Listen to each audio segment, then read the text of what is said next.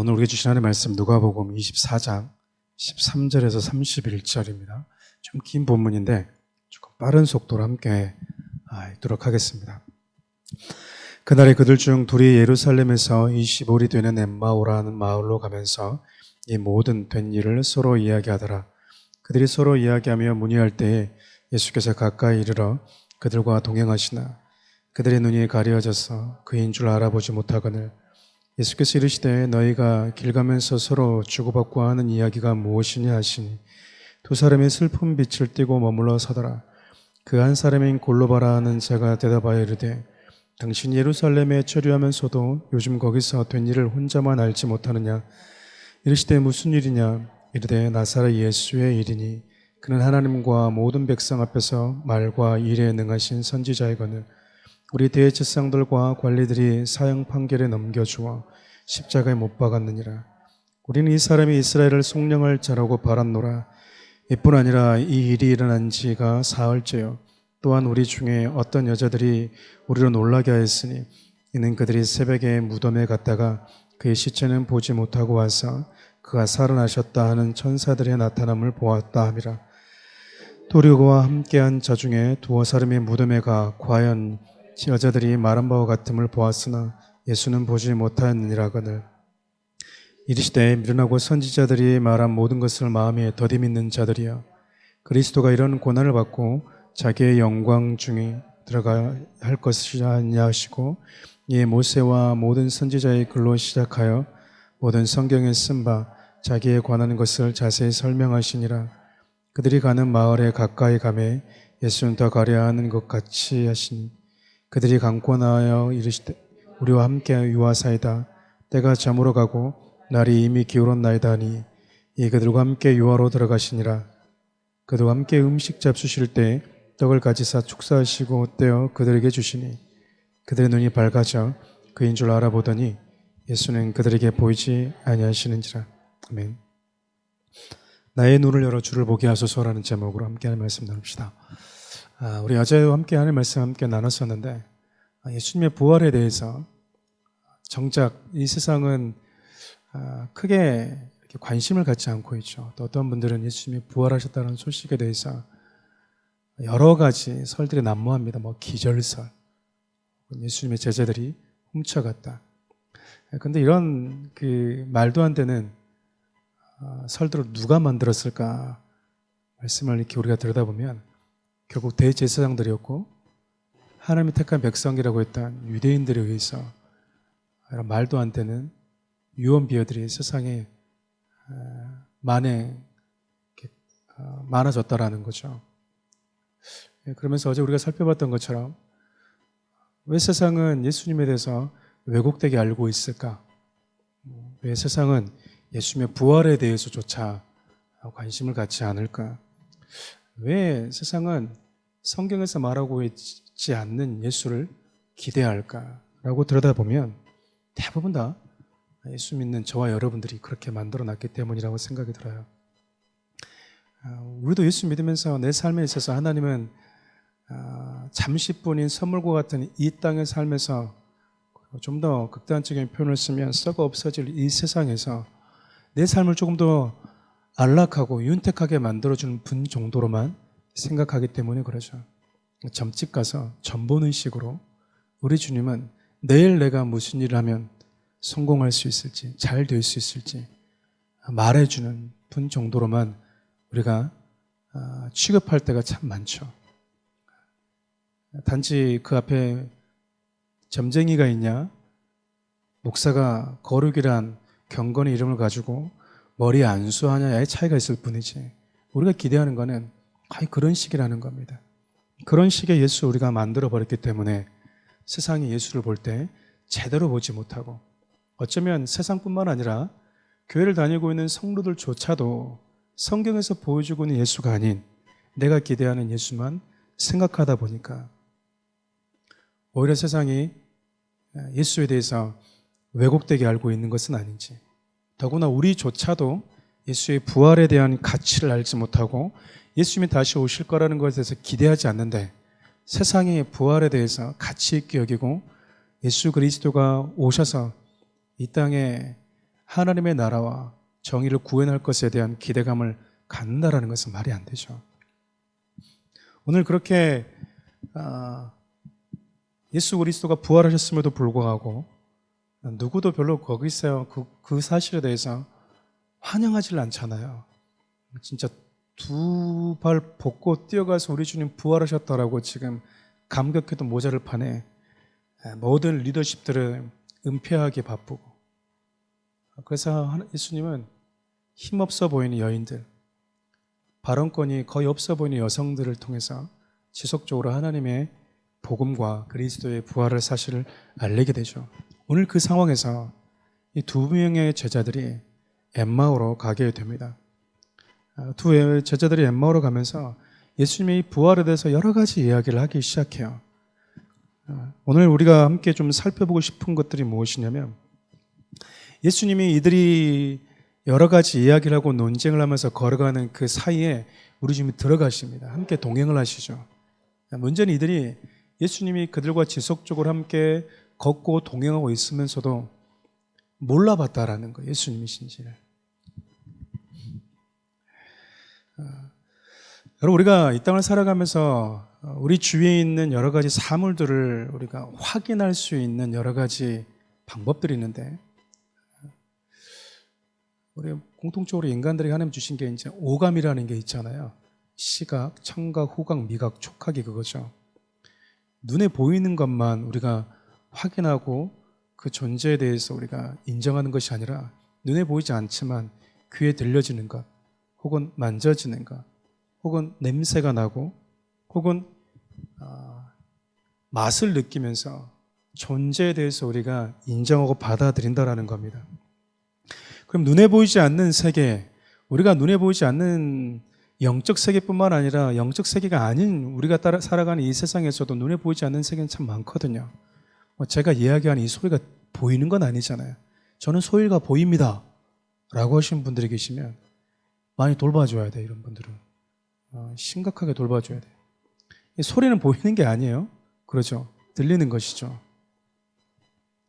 그럼 눈에 보이지 않는 이런 영적 세계들을 우리가 어떻게 볼 수 있는가? 그것이 바로 믿음의 눈이라는 거예요.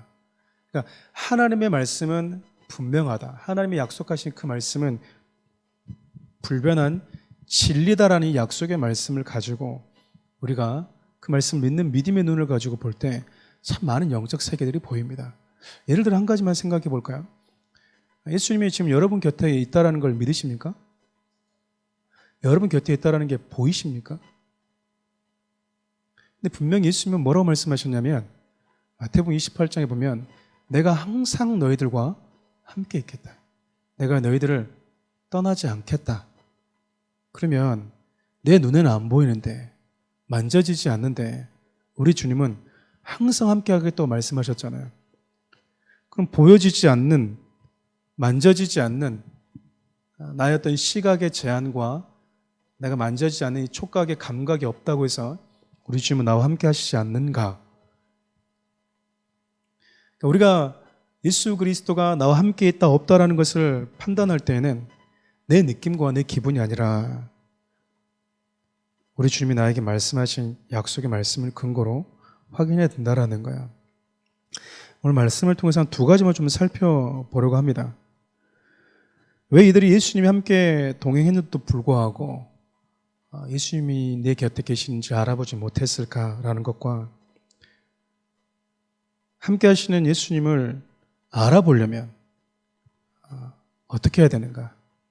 같은 말이지만 주님이 나와 동행한다라는 게 무엇인지와 왜 주님이 우리와 함께 동행해도 우리는 알아보지 못하는가, 이 두 가지를 좀 간단하게 좀 살펴보려고 합니다. 여러분, 예수님이 우리와 동행한다라는 것은 어떤 표현일까요? 여러분, 주님과 동행하십니까? 라는 질문들을 종종 받을 텐데, 가끔 성도들 가운데 이제 이렇게 말씀하시는 분들이 있어요. 예수님이 나와 함께 하시는지 제가 잘 모르겠습니다. 주님이 나를 정말 사랑하시는지 잘 모르겠습니다 라고 말하는 분들이 계세요. 그분들 그렇게 얘기하는 이유는 늘 느낌이에요. 느낌이 기준이 되어 있는 거죠. 내 기분이 기준이 되어 있는 거예요. 내가 그렇게 느끼지 못한다라는 거고, 내가 그렇게 내가 오늘 그런 느낌과 그런 기분이 아니라는 거야. 만일 우리 기분과 우리 느낌이 주님이 나와 함께하고 동행하신다는 것의 기준이 된다면 주님의 우리와 함께 하시면 늘 일관성이 없을 수밖에 없는 거야. 나의 어떠함에 의해서 우리 주님이 나와 함께 하는지 함께 하지 않은지가 좌우지되고 결정되기 때문에 그렇습니다. 여러분 이제 결혼해서 아이를 낳게 되면 엄마 뱃속에 아이들이 한 10개월 동안 있게 되죠. 그 아이들은 엄마 뱃속에 있는지 거의 감각을 못하죠.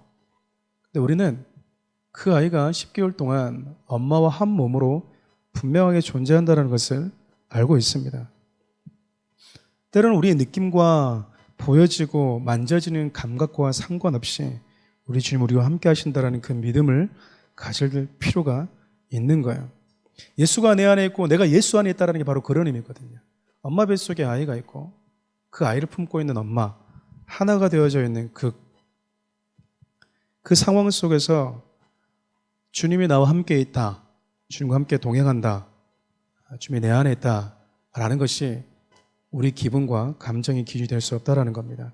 결론적으로 얘기하면 주님과 함께 동행한다는 말은 다른 말로 말하면 말씀과 동행한다라는 걸로 볼 수 있어요. 그러니까 예수님은 지금도 들려지는 말씀과 우리 안에 새겨진 그 말씀을 통해서 우리와 동행하고 있는 거예요. 여러분들이 요한복음 14장과 16장을 보면 예수님께서 성령님에 대해서 소개하실 때 그분이 오면 내가 너희들에게 일러줬던 가르쳤던 말씀들을 기억나고 생각하게 해줄 것이다 라고 이야기를 해요. 참 독특한 것들이 몇 가지가 있는데 그 중에 하나가 뭐냐면 죽어있는 거는 생각을 못합니다. 살아있는 것만 사고를 해요. 근데 여러분 살아있는 것들 가운데도 내가 어떤 존재냐에 따라서 사고의 수준이 결정됩니다. 짐승이 인간적 차원의 생각을 할 수는 없잖아요. 우리가 하나님적 차원의 생각을 할 수 있다? 불가능합니다. 그것은 내 안에 하나님이 하시는 생각이라는 거예요. 그분이 내 안에서 그분의 생각을 하신다라는 거죠. 그러니까 우리는 만져지지 않고 보여지지 않음에도 불구하고 들려지는 하나님의 말씀을 통해서 주님이 나와 동행하고 있고 내 안에 계시고 나와 함께하고 있다는 사실을 확인하게 되는 거죠. 추가로 한 가지만 더 생각해 보고 싶은 게 있어요. 그게 뭐냐면 예수님은 우리의 삶을 인도하시는 분이라는 겁니다. 가끔 우리가 이제 예수님을 믿으면서 이 버튼을 누르면 목적지를 정확하게 알려주는 이 내비게이션 정도로 이렇게 생각하는 분들이 있는 것 같아요. 물론 우리 주님은 우리가 어디로 가야 되는지 또 어느 곳에 있어야 되는지 말씀해 주는 분이기도 합니다. 그러나 여러분 예수님은요 우리 삶을 인도하세요. 이스라엘 백성들이 분명히 애굽에서 나왔을 때 어디로 가야 되는지 목적지는 알고 있었지만 그 목적지를 가는 과정 가운데서 어떤 과정을 통해서 가는지는 정확히 알지 못했습니다. 그냥 오늘 구름 기둥이 떠서 인도하면 구름 기둥을 보고 따라갔고 구름 기둥이 멈추면 그냥 그 자리에 멈췄을 뿐이에요. 어떤 경로로 가는지 알지 못했다라는 겁니다. 하나님이 그것을 통해서 이스라엘 백성들에게 알려주고 싶었던 건 신앙이라는 건 분명한 목적지가 있지만 그 과정 가운데서 주님과 함께 동행하는 여정이라는 거야. 우리는 내일을 알지 못합니다. 그러나 여러분 우리 인생의 끝에 무슨 일이 벌어질지는 알고 있어요. 우리는 한 달 뒤에 내가 투자한 것에 대한 결과가 어떻게 나올지 모릅니다. 그러나 내 인생의 끝에 우리 주님이 나를 어떻게 영접하실지는 알고 있어요. 저희가 종종 그 비유 종종 들지 않습니까? 우리 집에 아이가 3명인데 차 타고 어디 가잖아요. 아이들이랑 같이. 아내랑 제가 상의를 합니다. 이번에 어머님 댁에 갔다 올까요? 그러면 그래요. 어머님 댁에 갔다 옵시다. 그러면 준비하고 갑시다. 준비하고 차를 타죠. 그럼 아이들은 저한테 와서 이제 큰 딸은 물어요. 아빠 어디 가요? 어디 가? 뭐 어떻게 갈 거야? 이렇게 해서 이렇게 해서 갈 거야. 알았어. 라고 하는데 저희 집의 2번과 3번은 묻지를 않습니다. 어디를 가냐고 묻지를 않아요. 그냥 그리고 얘들은 차를 타면서 이 길이 맞네라고 말한 적이 없습니다. 자기들끼리 놀다가 먹다가 자다가 깨면 도착해 있고 깨면 할머니랑 또 놀고 이러죠. 제가 그런 걸 보면서 느끼는 것들이 있어요. 우리는 신앙에 성장했다고 하면 한 번씩 뭐 하냐면 하나님께 훈수를 둬요. 훈수를. 하나님 이건 아니지 않나? 하나님 이 길은 아니지 않나요? 라고 훈수 두기를 좋아하죠. 근데 우리 집에 2번과 3번처럼 얘들의 관심은 어디로 가냐보다 더 중요한 건 내가 지금 이 공간에 누구와 함께 있느냐예요. 이 작은 공간 안에 이 5명, 6명 앉으면 이 꽉 차는 이 작은 비좁은 차 안에 내가 엄마와 함께 있다라는 거, 아빠와 함께 얘는 불안해하지 않습니다. 그 어떠한 노래 가사처럼 내 거친 생각과 불안한 눈빛과 얘들 앞에서 불안한 눈빛을 찾아볼 수가 없어요.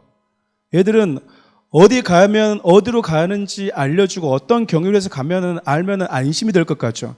그렇지 않다라는 걸 제가 아이들 통해서 배운다니까요. 우리는 그래요. 왜 그렇게 알고 싶은데 그래야지 내가 안심이 되죠. 내 마음이 진정이 되죠. 아니요. 알아도 진정되지 않을 수 있어요. 하나님은 우리의 삶을 말씀으로 인도하시는 분이에요. 여러분 우리가 누군가에게 인도함을 받을 때 가장 중요한 게 나를 인도하시는 분에 대한 신뢰예요. 그분이 나를 가장 좋은 곳으로 인도하신다. 가장 좋은 곳으로 인도하신다. 내 인생 가운데 가장 선하신 분이다. 오늘 나에게 들려주는 이 말씀이 나를 가장 아름다운 곳으로 인도할까라는 이 믿음이 있을 때 시편 23편을 보면 시편 기자가 그렇게 얘기하죠. 여호와가 내게 목자인데 나를 푸른 초장으로 인도하실 거다. 쉴만한 물가로 나를 인도하실 거다. 이 믿음을 가지고 목자와 함께 따라가요. 그러니까 처음에 목자를 따랐을 때는 이 목자가 나를 가장 좋은 곳에 인도할 거라는 믿음을 가졌죠. 근데 이 목자가 나를 결국 어디로 데려가냐면 사망의 음침한 골짜기로 데려가는 거예요. 여러분, 만약에 내 목적지가 사망이 아니라 생명이다, 가장 좋은 곳이다 라고 하면 목자 못 따라갑니다. 여러분 처음에 예수를 따라가면 가장 좋은 곳으로 나를 인도해 주겠지라고 따라가다가 결국 예수가 목적지로 바뀌는 삶이 신앙이라고요. 예수가 그곳으로 지나가면 나도 지나갈 수 있게 되어지는 거야. 신앙이라는 거. 근데 우리는 예수님이 나를 인도해도 거길 왜 가? 거기는 아니죠. 난 거기는 못 가요. 우리가 대부분 그렇게 신앙생활을 한다라는 거야. 결국 우리가 말씀과 동행한다. 즉 주님이 말씀으로 나를 인도하신다고 할 때 이 말씀이 나에게 가장 선하다. 이 말씀이 나를 가장 최고의 자리로 인도한다는 이 믿음의 결여가 되면 우리는 여러분 말씀이 아무로 나를 이끌어가도 그 말씀이 이끄는 곳으로 우리가 순종하면서 걸어갈 수 없다라는 거예요. 아주 한 가지만 더 살펴보고자 합니다. 그런데 이 제자들이 왜 엠마오로 가면서 주님이 옆에 계셨음에도 불구하고 왜 못 알아봤을까? 왜 못 알아봤을까? 크게 두 가지 이유 때문에 그래요. 17절 말씀에 보면 눈이 가려져 있었대요. 눈이 가려져 있었다는 이게 눈을 감고 있었다는 말은 아니잖아요. 근데 31절을 보면 다시 그들 눈이 밝아졌대요. 성경에 보면 귀 있는 자는 들어라, 또 보는 자가 복이 있다라고 표현하거든요.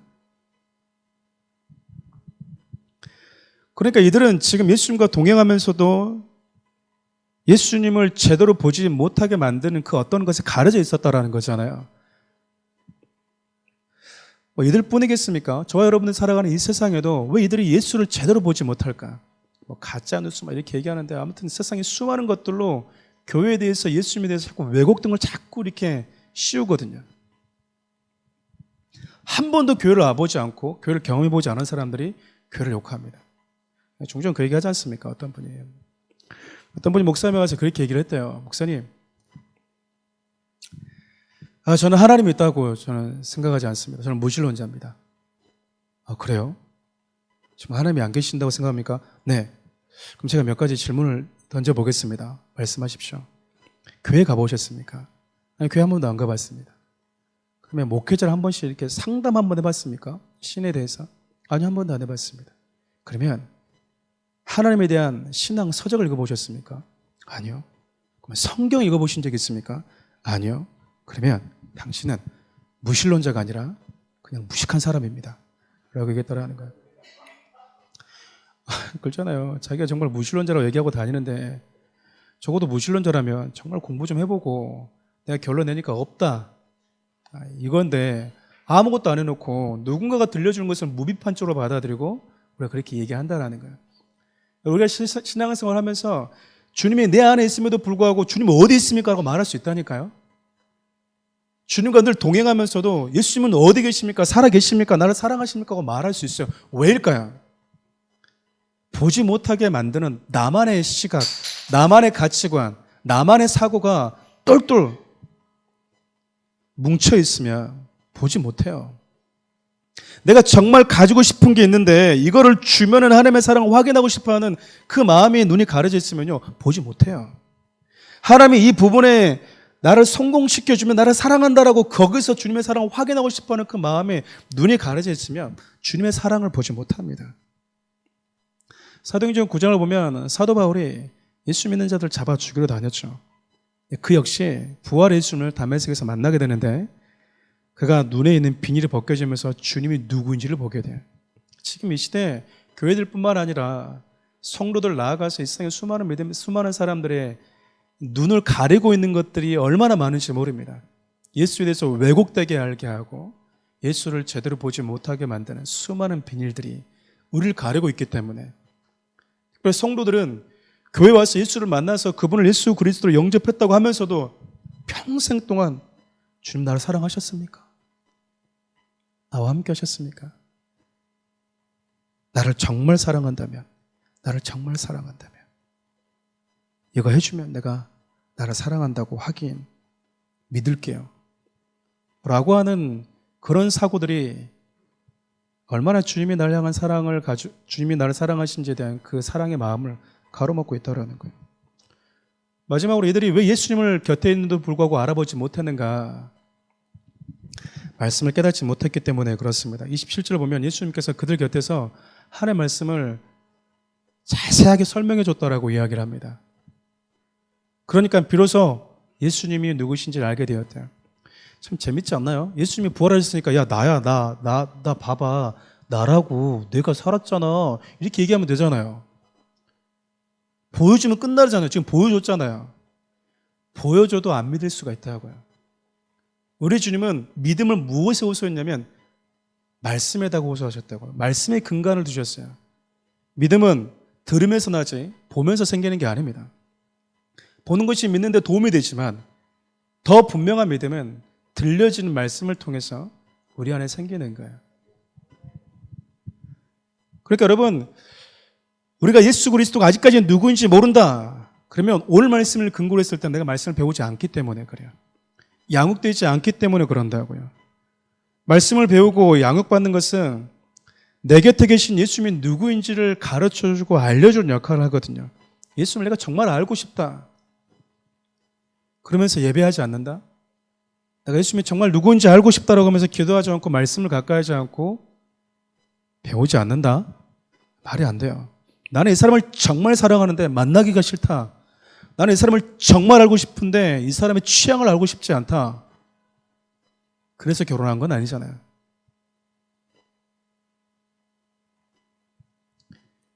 말씀을 이해 못했습니까? 사랑하니까 뭐 하게 됐습니까? 알고 싶지 않습니까? 감사합니다. 사랑하면 여러분 알고 싶잖아요. 목사님 저는 정말 사랑하는데요. 알고 싶지가 않아요. 목사님 저는 정말 사랑하는데요. 가까이 있고 싶지가 않아요. 목사님 저는 정말 사랑하는데요. 관심이 없어요. 사랑하지 않은 거예요. 그러니까 우리는 감정이 동하는 것만 사랑이라고 생각해요. 내가 좋아하는 감정과 생각이 있으면 사랑한다고 생각한다고요. 그 착각이 우리로 하여금 말씀을 가까이 하지 못하게 만들어버린다니까요. 사랑은 가끔씩 이런 분들이 있습니다. 목사님 예수 믿는데 왜 이렇게 힘들까요? 뭐가 힘들어요? 막 마음 힘든 게 아니라 너무 때로는 피곤하고 그래. 사랑하면 피곤한 거야. 내가 누군가 연애하는데 피곤하지 않다. 사랑하고 있지 않은 거야. 같이 사니까 여러분들이 이제 그냥 간단하게 집에서 같이 밥 먹지만 연애할 때는 10분 보려고 3시간을 달려와요. 상식적으로 보면 여러분 3시간 달렸으면 3시간 보고 가야 되잖아요. 합리적이죠. 근데 3시간 달려와서 10분 보고 간다니까요. 비합리적이에요. 비효율적이고. 근데도 그게 가치가 없다고 생각하니까 오는 거야. 참, 새벽에 이런 말하기 그렇지만 저도 우리 아내 결혼할 때 아프다고 그러면 참 감기약 많이 사줬습니다. 요즘에 우리 아내가 왜 감기약 안 사주냐고 그러는데 참 미안하긴 하지만 가까이 있으니까 안 사준 것 같기도 하고 이제 멀리 있으니까 뭐 늘 차 타고 막 집 앞에 감기약 놔뒀어 이러고 막 제가 가고 그랬거든요. 피곤한데 철학 끝나고 막 가서 막 24시간 약국 찾아가지고 약을 딱 사주고 갔습니다. 하나님을 사랑하십니까? 주님의 말씀을 사랑하십니까? 말씀을 가까이 하십시오. 그러면 예수가 누구인지, 예수가 나를 얼마나 사랑하시는지, 그저 그분을 위해서 그분이 내 인생의 우선순위 정도가 아니라 그분이 내 인생의 전부라는 걸 알게 될 거야. 어쩌면 우리가 바울과 같은 똑같은 삶은 아니어도 그와 비슷한 방향성을 가지고 살지 못하는 이유는 아직까지 우리 눈에 주님이 누구인지를 볼 수 있는 그 비닐이 완벽하게 벗겨지지 않았기 때문 아닐까 생각돼요. 오늘 함께 기도할 때 하나님 내 눈에 눈을 열어서 주님의 누구이신지를 분명하게 볼 수 있게 해주십시오 라고 기도하는 시간 되었으면 좋겠습니다. 기도하겠습니다. 살아계신 하나님, 주님이 곁에 계심에도 불구하고 우리는 주님을 보지 못할 수도 있습니다. 늘 말씀과 함께 동행하면서도 주님이 내게 어떤 분이신지 우리는 쉽게 간과할 수 있습니다.